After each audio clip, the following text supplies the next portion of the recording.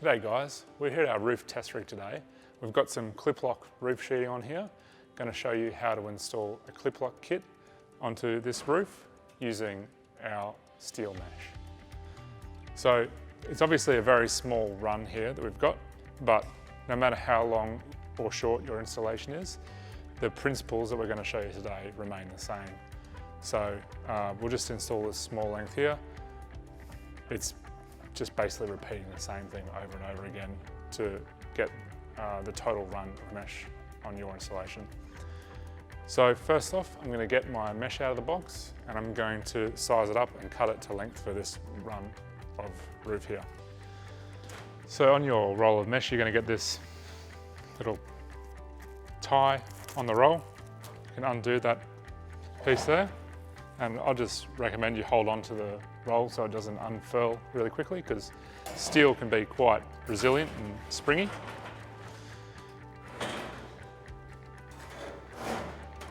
I'm just going to unfurl this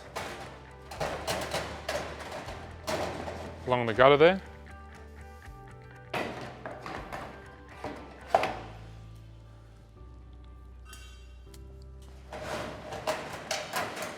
So we'll stop our installation just here. So I'm just going to cut the mesh roll to suit that length. One quick tip here is to try and align your cut with the natural weave of the mesh.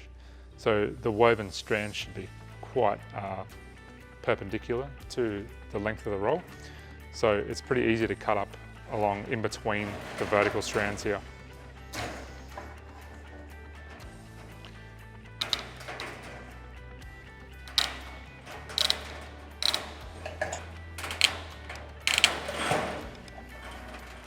I'm going to take this excess mesh, I'm just going to put it to the side for now. Right, so now we have this mesh cut to our length here.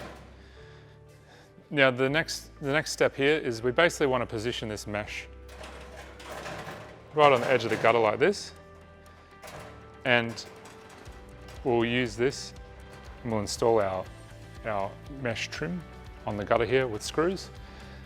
Just to secure the gutter side first. So I'm going to go get our gutter trims now. So here's one of our gutter trims. All of our gutter trims are 1 metre in length. So it's pretty easy to calculate how many you'll need for your length of installation. Because this is quite a short length, we probably only need 2 to do this. So I'm just going to go ahead and screw it down to the gutter now. So the best way to do this is to work from one end to the other, just to keep the mesh nice and straight. Make sure there's no lumps and bumps in your mesh.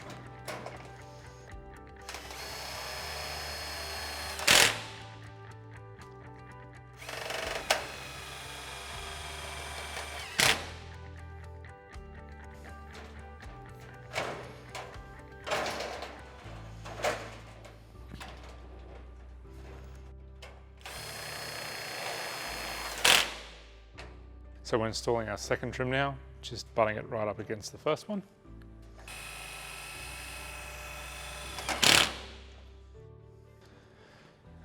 So now we've got our gutter trim installed along the length of our mesh here. Another thing to note, particularly with a 2mm steel mesh install, or even 4mm or 5.4mm mesh install on a steeply sloping roof, you might want to put a little kick into the mesh here, just to give the water the best chance of going through the mesh and landing in the gutter.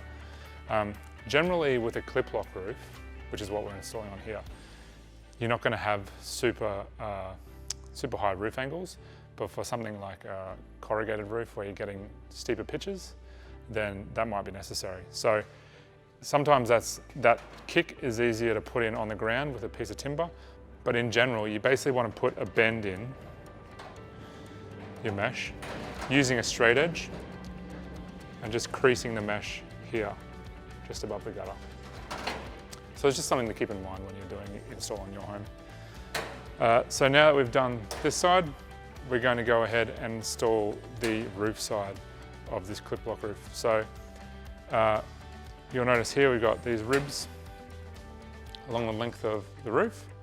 So when we're installing our Klip-Lok saddles onto the roof side of this installation, the first thing we need to do is actually notch out this mesh to suit the saddle. So basically what it is, you're cutting like a V shape with a flat bottom that corresponds with the rib here. The length of that notch really depends on the angle of the roof. And basically what you're trying to do is make sure that you're not building too much of a steep ramp here so that leaves and debris that are washing down your roof have a place where they can collect. So we're trying to make that slope of the mesh down to the pan of the Klip-Lok roof as smooth and gradual as possible. So on this roof here, we'll just measure how much we reckon we should notch it out. So the overhang of this mesh going over our roof sheet here is about 200 millimeters. So I'd say if we notch out a V in this mesh at about 120 millimeters, that'll give us a really nice looking installation. So we'll just mark that out and we'll start notching out our mesh to suit our ribs of our Klip-Lok here. So now I've just marked that 120 mm depth on the rib here, and so I'm just going to cut that V shape on our mesh. So the top of the V should just clear where the bottom of the rib starts, so the widest part of the rib at the bottom of the pan there. And when we're getting to the bottom of the notch here, it should be just wider than the top of the rib. So it sounds a little bit confusing, but when I do it, it'll be pretty clear to see. I'm just going to cut this side first.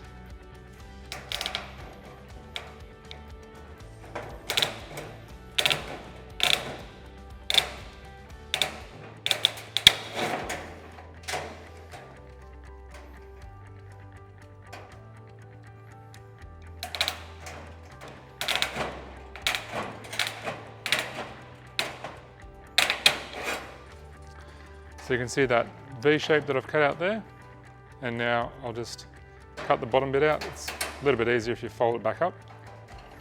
Just cut out the bottom section here.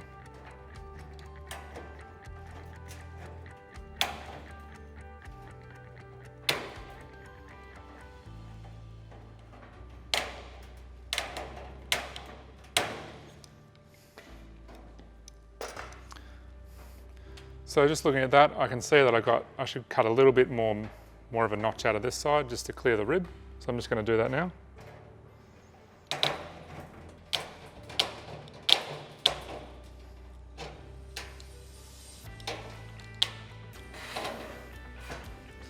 So by cutting that little bit extra out, just see as you fold that rib down or that mesh down to sit flat on the pan, see the mesh is just clearing the outside of that rib. So now I can go and grab my Klip-Lok saddle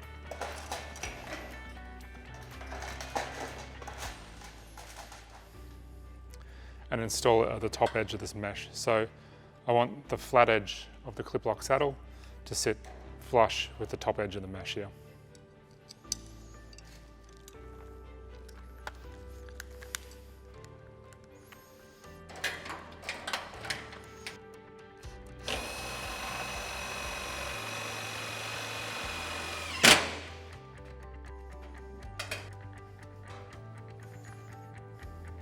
So you can see there, that mesh is just sitting nice and flat on the pan there.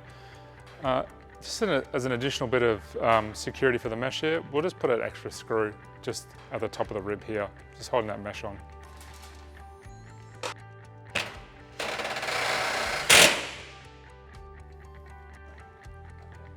So I've done that rib, and I'm just going to repeat this process over the length of the installation.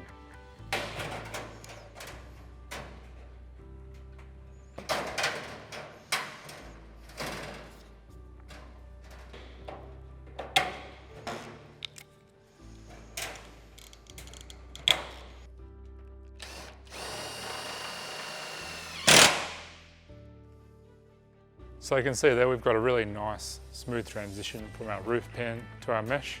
So that's it, that's how you install steel mesh onto a Klip-Lok roof. For more information, just head to our website. Thanks for watching.